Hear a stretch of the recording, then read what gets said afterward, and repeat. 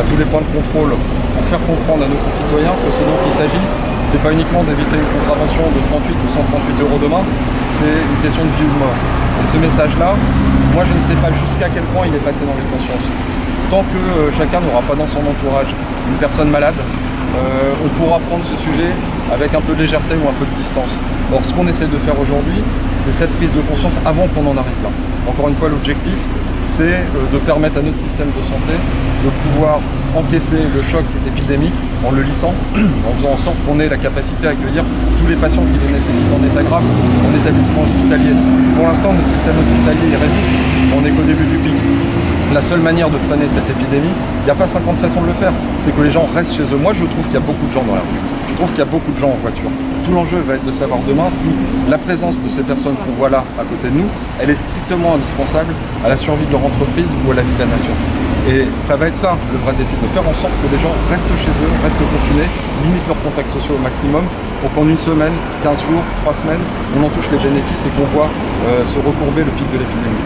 Et ça dépend des forces de l'ordre, aujourd'hui, le contrôle du respect de cette obligation, mais ça va dépendre d'abord de la capacité de nos concitoyens à faire en sorte que la case qui coche sur l'attestation, elle ait vraiment du sens, elle soit mûrement réfléchie, et elle soit strictement indispensable. Sans minimiser les impacts que ça a sur la vie quotidienne de tout le monde, que ce soit garder ses enfants à domicile, tout le monde n'a pas des maisons avec des jardins, que ce soit rester chez soi, ne sortir qu'en cas d'absolue nécessité, vous avez raison, une journée ça passe, 2 jours, voilà, c'est comme un week-end pluvieux.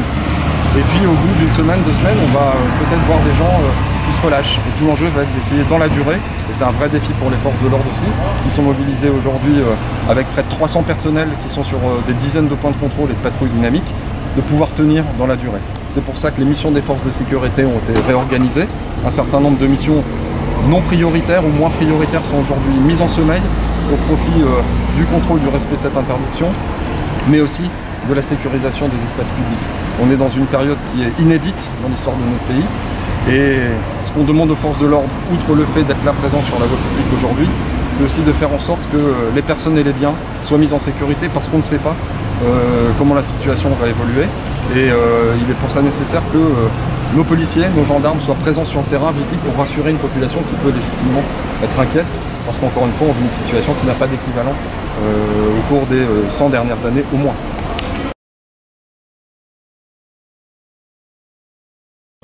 Hospitalisés, reconnus comme infectés.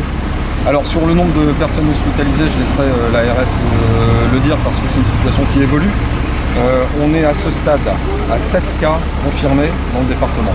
Le bulletin de l'ARS dit 6 parce qu'il y a un cas qui a été confirmé par un laboratoire qui est en cours d'homologation. Et comme l'ARS raisonne sur des chiffres homologués normés au niveau national, voilà. Entre 6 et 7, il n'y a pas une différence énorme. Ce qu'on peut dire, c'est qu'à ce stade, on n'a pas une circulation active, massive du virus dans le département, et que tout l'enjeu, ça va être de durer le plus longtemps possible dans ce cas de figure. Pour autant, on a tous les jours un nombre important de cas qui sont testés, et il est évident qu'au cours des heures et des jours à venir, on va voir ce chiffre évoluer. On n'a pas à ce stade de surchauffe du système hospitalier en termes d'accueil sur des lits en réanimation. Le CH de Bigorre, c'est sous l'autorité de l'ARS et de son directeur organisé pour accueillir près d'une quinzaine de patients. Aujourd'hui, ces lits ne sont pas saturés, très loin de là.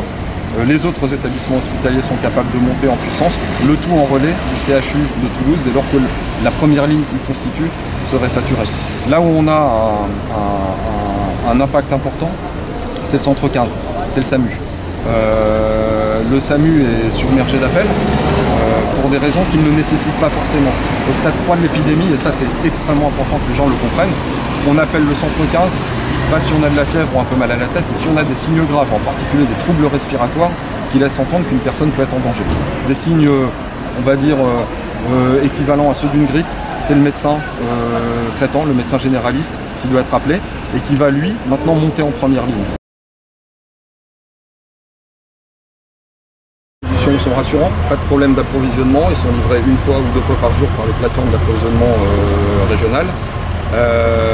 Les scènes auxquelles on a assisté, elles se sont produites ce matin dans certains endroits. Ce qui est certain, c'est que cet après-midi, si on va dans un centre commercial, c'est calme, il n'y a pas de cohue, donc il n'y a pas de risque de pénurie qui soit redouté et qui doivent conduire nos concitoyens à se précipiter sur les rayons. Ceux qui sont